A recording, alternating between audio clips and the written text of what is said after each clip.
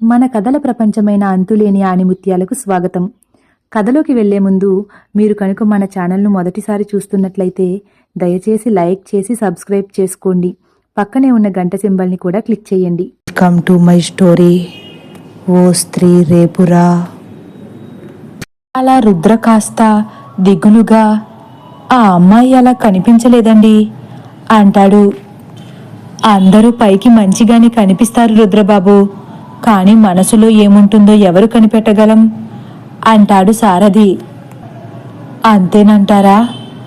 ఏమో చూద్దాం, మళ్ళీ ఎప్పుడైనా కనపడకపోతుందా అంటాడు ఏదో ఆశతో. నిజంగా అదే జరిగితే నీకన్నా మేమే ఎక్కువ సంతోషపడతాం రుద్ర అంటాడు రాధాకృష్ణ కూడా.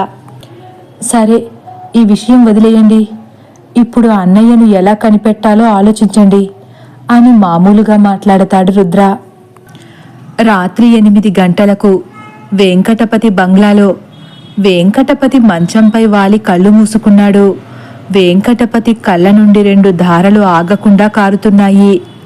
ఒకప్పుడు ప్రశాంతంగా అనిపించే ఏకాంతం ఇప్పుడు వెంకటపతికి తన అమ్ములను గుర్తు చేసి గుండెలను పిండేస్తుంది.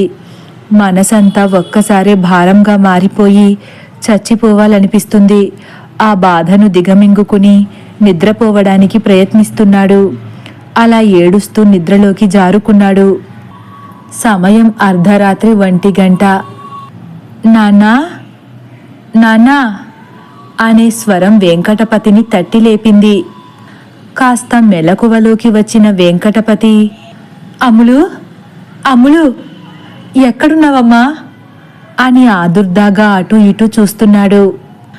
నాన్నా, నాకు ఏడుపు వస్తుంది నాన్నా, మీ గుండెలపై వాలి గట్టిగా ఏడవాలని ఉంది నాన్నా అని అమ్ములు అతి దీనంగా చెప్పేసరికి, నువ్వు నా కళ్ళ ముందు లేవు కానీ నువ్వు నా గుండెల్లోనే ఉండిపోయావు అమ్ములు.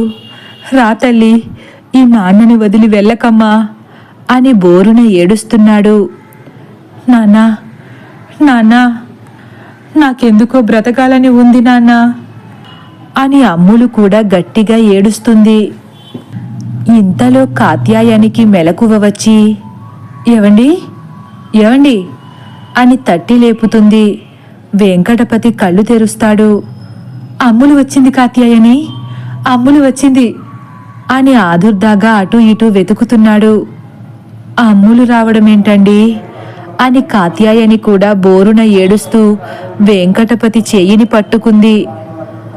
అవును కదా, నా అమ్ములు తిరిగి రాదు కదా. అయ్యో భగవంతుడా, అల్లారు ముద్దుగా పెంచుకున్న నా బంగారు తల్లిని ఎందుకయ్యా ఎంత తొందరగా తీసుకెళ్ళిపోయావో అని తల బాదుకుంటూ గట్టిగా ఏడుస్తున్నాడు.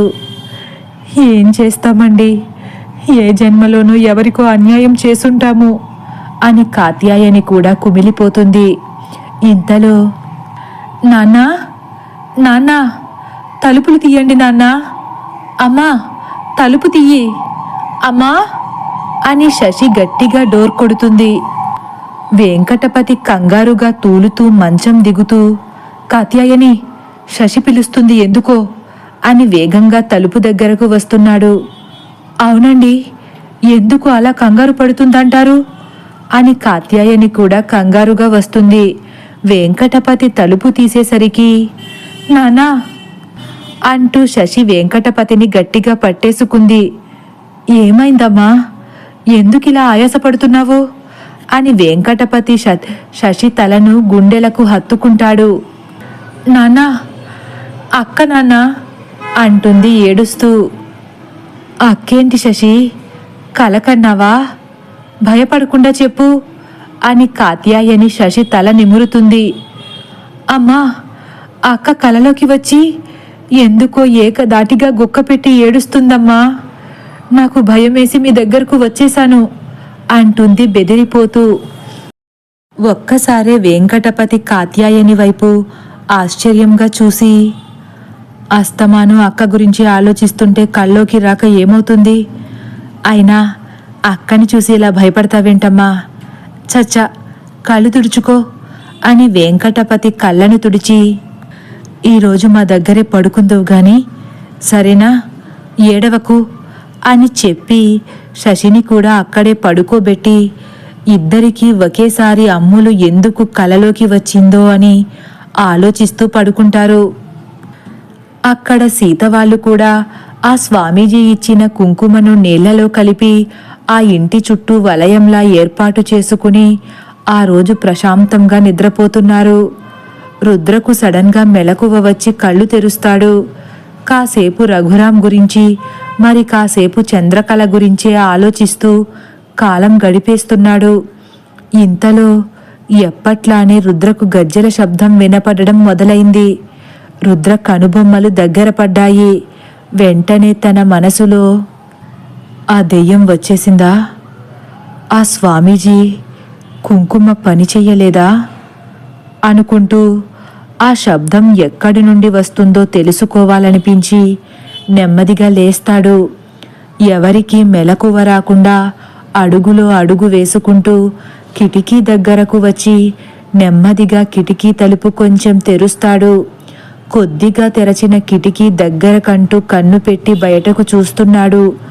బయట వాతావరణం ప్రశాంతంగా ఉండి నిశ్శబ్దం రాజ్యమేలుతున్నట్లుంది. ఆ చిమ్మ చీకట్లో కంటికి ఏదీ స్పష్టంగా కనిపించడం లేదు. గజ్జెల శబ్దం మాత్రం రుద్రకు చేరువగా ఉన్నట్లు ఉండేసరికి కిటికీ తలుపు మొత్తం తెరిచి బయటకు చూస్తాడు. అక్కడ కూడా రుద్రకు ఎవరు కనిపించలేదు. ఎవ్వరూ లేరు, అంతా నా భ్రమ అనుకుంటూ తలుపులు వేసేయబోతుండగా దూరంగా అడవిలో ఏదో వెలుగు కనిపిస్తుంది. వెంటనే అనుమానంతో కనుబొమ్మలు చిట్లించి వేసేయబోతున్న తలుపుని అమాంతం తెరచి ఏంటా వెలుగు అని తీక్షణంగా చూడడం మొదలుపెట్టాడు. ఆ వెలుగులో అస్పష్టంగా ఎవరో నలుగురు మనుషులు అటూ ఇటూ కదులుతున్నట్లు అనిపిస్తుంది. ఏం జరుగుతుందక్కడ? ఎవరు వాళ్ళు? ఇంత రాత్రి వేళలో అలా ధైర్యంగా ఈ అడవిలో ఎలా తిరుగుతున్నారు అని రుద్ర ఎన్నో అనుమానాలతో అలానే చూస్తూ ఉన్నాడు. ఆ వెలుగులో ఆ మనుషులు ఒక చోట కూర్చున్నట్లు తెలుస్తుంది రుద్రకు. వాళ్ళు అసలు ఏం చేస్తున్నారక్కడ? ఈ సమయంలో అక్కడేం పని ఉండుంటుంది? అసలు అక్కడకు రావాల్సిన అవసరమేంటి అని రుద్ర మనసులో అనుమానం రాగానే ఒక్క నిమిషం కూడా ఆలస్యం చెయ్యకుండా గుమ్మం దగ్గరకు వేగంగా వచ్చి తలుపు తీయబోతాడు. ఒక్క నిమిషం ఆగి వెనక్కు వెళ్ళి దేవుడి దగ్గర పెట్టిన స్వామీజీ కుంకుమను నుదుటిన పెట్టుకుంటాడు. ఆ దీపపు వెలుగులో కొద్దిగా కనిపిస్తున్న దేవుడి రూపానికి ఒక్కసారి నమస్కరించుకుని, స్వామి, నేనెప్పుడూ నిన్నిది కావాలని అడగలేదు. మొదటిసారి అడుగుతున్నాను. మా అన్నయ్య ప్రాణాలతో ఉన్నాడనే ఒక్క ఆధారం చూపించు స్వామి అని వేగంగా టేబుల్పై ఉన్న టార్చ్ లైట్ తీసుకుని ఏమాత్రం భయపడకుండా తలుపులు తీసి బయట అడుగు పెట్టేశాడు. రుద్ర మనసులో భయం ఉన్నట్లుండి మాయమైపోయింది. రుద్ర ధ్యాసంతా అక్కడ ఏం జరుగుతుందో తెలుసుకోవాలన్న ఆదుర్దానే కనిపిస్తుంది. అలా ఎన్నో సందేహాలతో ఆ లైట్ వెలుగులో అడవిలోకి వెళుతున్నాడు. 10 నిమిషాల తర్వాత రుద్ర ఇక వాళ్ళ దగ్గరకు వెళ్ళిపోతాడు అనుకుంటుండగా పెద్ద పెద్ద అరుపులు వినిపిస్తున్నాయి. అకస్మాత్తుగా అక్కడ ఉన్న నలుగురు లేచి తలో దిక్కుకు హడలిపోతూ పెద్ద పెద్దగా అరుస్తూ పరిగెడుతున్నారు. రుద్రకు ఏం జరుగుతుందో అర్థం కాక ఒక చెట్టు చాటుకు దాక్కుని ఏం జరుగుతుందో అని గమనిస్తున్నాడు. అందరూ గావు కేకలు పెడుతున్నారు. ఇంతలో, అరే, ఆ దెయ్యం మనల్ని బ్రతకనివ్వదురా, తొందరగా రండ్రా అని పిచ్చి పట్టిన వాడిలా జడిసిపోతూ రుద్ర ముందు నుంచి వెళ్ళిపోతాడు ఒక వ్యక్తి. రుద్ర వెంటనే భయంతో, వచ్చేసిందా? చ, వీళ్ళేం చేస్తున్నారో తెలుసుకుందామనుకున్నాను. మొత్తం చెడగొట్టింది.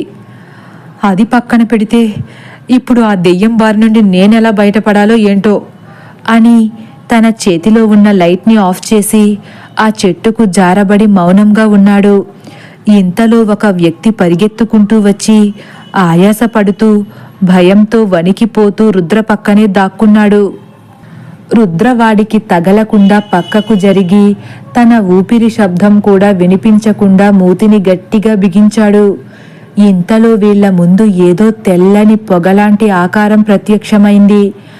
ఆ వ్యక్తి భయంతో బెంబేలెత్తిపోతూ చెట్టు మొదట్లోకి నెమ్మదిగా జారిపోతూ, వద్దు, నన్నేమి చెయ్యదు, నాకేం తెలియదు, ఇదంతా బైరాగి చేయమన్నాడు, నన్నేమి చెయ్యకు అని గట్టిగా అరుస్తున్నాడు.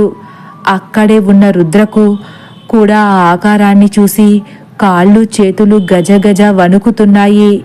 ఎటు పారిపోవడానికి లేని పరిస్థితి, గుటక కూడా వెయ్యలేని పరిస్థితుల్లో ఆ చెట్టుకే జారబడి నిశ్చేష్టంగా నిలబడ్డాడు. తదుపరి భాగం కోసం వేచి ఉండండి. ఒకవేళ నా కథ కానీ మీకు నచ్చినట్లయితే లైక్ చేసి సబ్స్క్రైబ్ చేయడం మర్చిపోకండి. Thank you for watching.